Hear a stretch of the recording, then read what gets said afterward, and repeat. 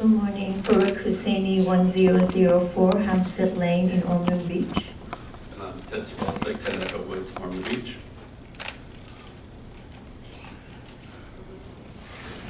Thank you for this opportunity to be here to talk about homeless children in our community.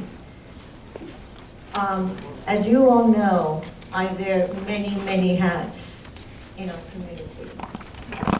Today, I'm here not only with the co-applicant Hum, but I'm really here wearing my most important hat, and that's being a mother. My husband and I have 3 children, and every time that I picked them up from school, imagining that Michelle was picked up and had to sleep in a car was very emotional and very difficult. Trying to figure out what we can do for Michelle got me into thinking about, are there more homeless children? This was years ago. And lo and behold, if at that time Ormond Beach alone didn't have 400 homeless children enrolled in its schools.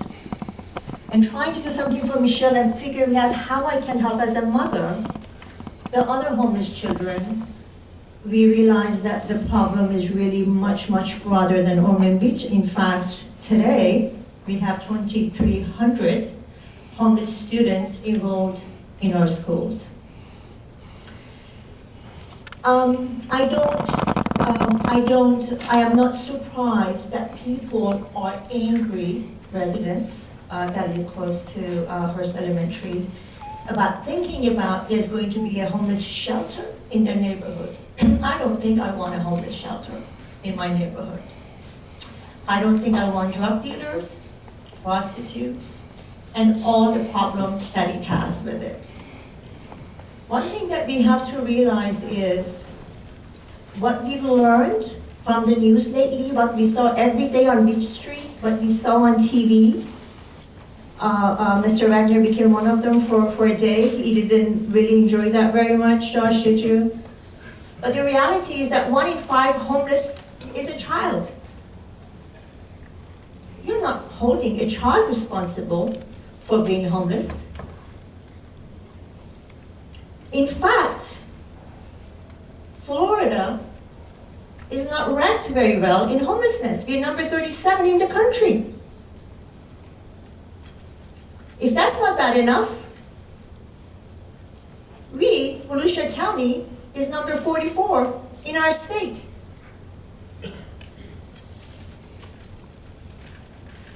If that's not bad enough, 25% of our own children, our kids that go to school with your kids and my kids and grandkids, live in poverty today. 25, 1 out of 4. I assure you, no child elects to live in the car or in the woods or not have a place to call home. 180 of the 2,300 homeless children attending Volusia County schools are called unaccompanied youth. Those are students who go to high school but don't have a place to call home. I've told many people many times that if my daughters became homeless, the very first thing they would do is quit school. And these kids still manage to get up every morning from their tent, from their car, or wherever they are, and get to school. Unfortunately, the most vulnerable, women and children, are 40% of America's homeless. The fastest growing segment of the homeless population, if we don't do anything about it. You know, I hear all the time, well, I work hard. They should work hard. I've paid my dues. They should pay their dues. In fact, 2/3 of Americans have difficulty coming up with money to cover a $1,000 emergency. If your car breaks down, you might become homeless because at the end of that month, you might not have enough money to pay your rent.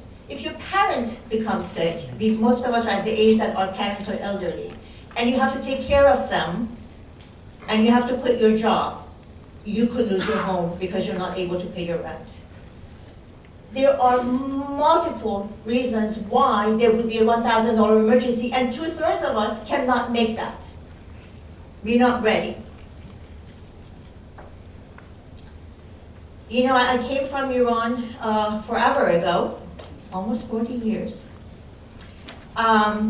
And everybody talks about the American dream. It's true, there is an American dream. This is the most amazing country in the world. And it's definitely alive and well.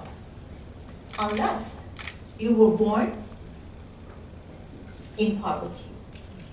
If you were already born in poverty, you have no chance. Nearly 70% of children born to parents in the bottom 40% of incomes remain in poverty unless we all help them get out of spiral. We'll be talking about hopeless, and we are asking for the rezoning of Hearst Elementary. Please know that there are only two categories of homeless that's going to be residing at Hope Place. There are families with children. Otherwise, I like to call them as children with their families. Unaccompanied youth, no single adults.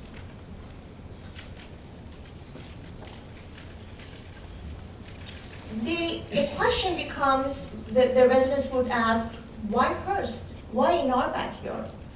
The reality is that the structure that's there already, built by taxpayer money,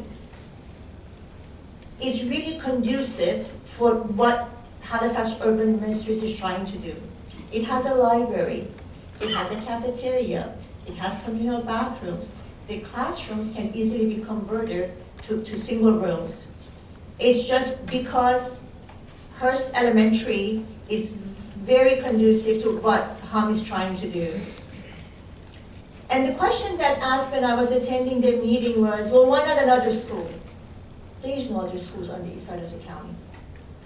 The only other school that was available was Hollywood Middle. That was sold to Synergy Building. They're gonna change it into a campus. So there was no other schools. It's not like we picked the neighborhood and tried to move it over there. It's because Hearst was already there.